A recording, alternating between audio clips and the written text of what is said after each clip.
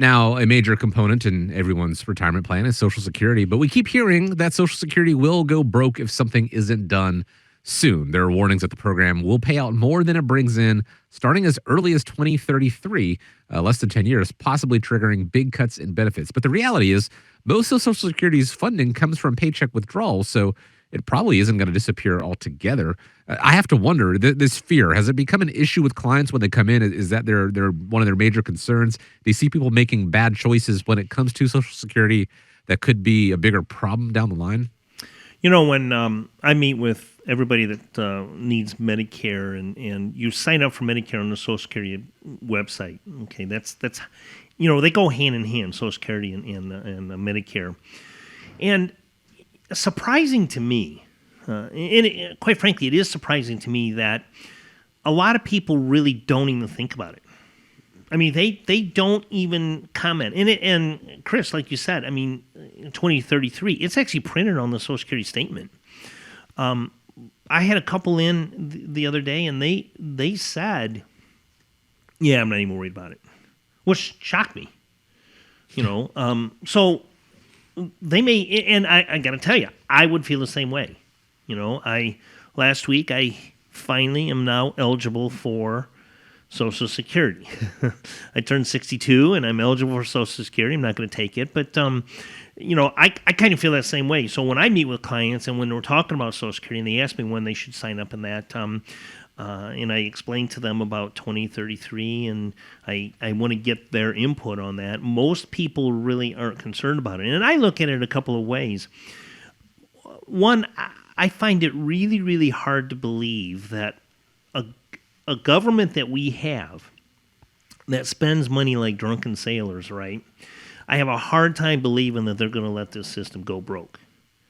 I mean, they did not let the automakers back several years ago. They bailed them out to the tune of $963 billion, and I can't believe that they're going to let the Social Security trust fund go bankrupt or go broke. Now, we've talked before that we may see things a little different. My retirement age for us versus retirement age for our kids may be a different time period, and that payout may be a different percentage.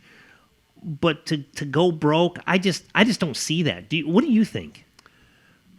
Can you imagine being a politician that basically says, "I'm sorry, folks, Social Security is illiquid and your benefits are terminated"? Well, good luck getting reelected on that scenario. Oh, sure. So the rules are going to change. The rules are going to evolve. And they're probably going to address some things in regards to, quote, high-income earners and how much of the Social Security benefit they can get. But you know what? The thing I would keep coming back to is that your decision on when to turn on Social Security, once you've done that, that's irrevocable. Right. That's lifetime. So being an older guy with young kids, I'm going to be working past the age of 70. So therefore, I'm going to optimize my Social Security benefit. So if I'm getting an increased benefit, plus there's cost of living adjustments that are driving that number, over the next 7 years, I can overcome any kind of a benefit cut that Social Security Administration may administer. And not knowing what that would be, I've heard 20%.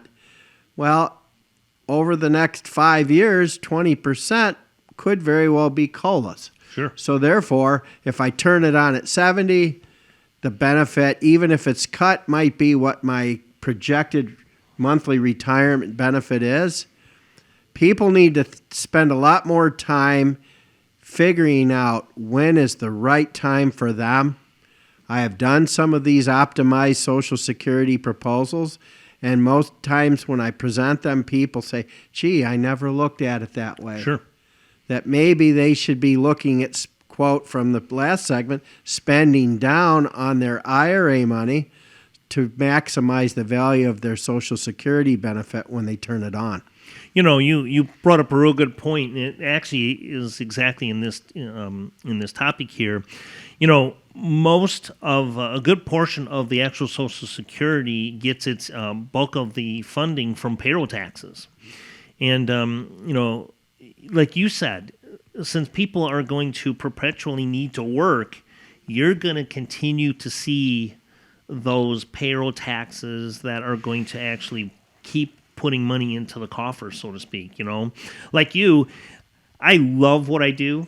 It's not I'm very, very fortunate. It's not a job where I have to be out in the elements, you know, and I'm not, you know, on the line beating my body up or anything of that nature. I love meeting people. I love helping people, and it's fun. I thoroughly enjoy it. I look forward to coming in every day, and I have no reason to stop working unless something crazy happens, you know? So I'm going to continue to be paying my Social Security taxes. I'm going to continue to pay my Medicare taxes. And, you know, the people like you and I that are looking at working longer are going to continue to pay into the fund and not draw that money out. I think that's something that we see a lot. You know, we've talked about in previous shows, which, by the way, any of our previous shows you can find out on Spotify or out on our website at americasretirementheadquarters.com. But we've talked about this in a lot of previous shows where people are not retiring at 65. You know, the old adage used to be, what happens when you turn 60? You have your 65th birthday, you sign up for Social Security, you sign up for Medicare, and you retire. Well, a lot of that's not happening right now. In fact, none of that's happening with a lot of people. You know, if you're still working, you don't need to sign up for Medicare, and you're not going to take your Social Security. So, you know, there's like you said, you have to determine and meet with us and find out if Social Security, have Dave run a Social Security optimization report to determine what's going to work for your needs, what's going to be the best option for you. And as always, if you need anything from us, we're here and available. And not just the optimization report, but the Social Security risk score is something that the team at America's Retirement Headquarters does. If down the line, Social Security benefits do get reduced, whether that is through a reduction in benefits or means testing or, you know, finding ways to replace that income or what that's going to look like for your retirement plan. Because it's better to be prepared. The Boy Scout motto, be prepared. And then whatever comes down the line, and that you've got a plan in place with it, having that optimization report done, having the risk score run, you can combo it. Just give a call and schedule a time to speak with the team at America's Retirement Headquarters, 419-794-3030. Or go to the website at arhq.com.